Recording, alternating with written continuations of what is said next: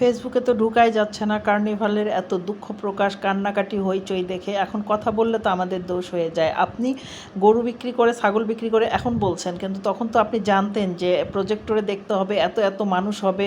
হ্যাঁ, অনেক মানুষ গোটা বাংলাদেশ থেকে যাচ্ছে, পাগলের মতো ছুটে যাচ্ছে। তাহলে বোঝেন, আপনিও গেছেন গরু ছাগল বিক্রি করে, গহনা বিক্রি করে, এগুলো তো কেউ শুনবে না। আপনিও তো সার্টিফিকেট বিক্রি করে খাইতে চাইছেন, কারণ এটা জানেন আপনারা যে অনেক হাজার হাজার টাকা দিয়ে সার্টিফিকেট কিনে নেওয়া, সেটা আপনার জন্য আপনি ফেসবুকে দিচ্ছেন, মডেলদের সাথে ছবি উঠাচ্ছেন, বড় বড় মেকআপ আর্টিস্টের সাথে ছবি উঠাচ্ছেন, সেগুলো পেজে দিচ্ছেন, আপনার দেয়ালে রাখতেছেন, পার্লারের দেয়ালে। এগুলো তো আপনিও এক ধরনের ব্যবসা করছেন।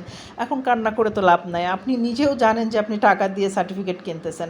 আর এগুলো দিয়ে আপনারা নিজেদের যোগ্যতাটাকে ছোট করা ছাড়া আর অন্য কিছুই না। নিজে যদি নিজের মধ্যে কিছু থাকে, সেটা নিজে বের করে কষ্ট করে দাঁড়ান, সেটাই বরং লাভজনক। হঠাৎ করে একটা সার্টিফিকেট দিয়ে তো আপনিও চাচ্ছেন, তাই না? তো আপনি তো বুঝেই গেছেন।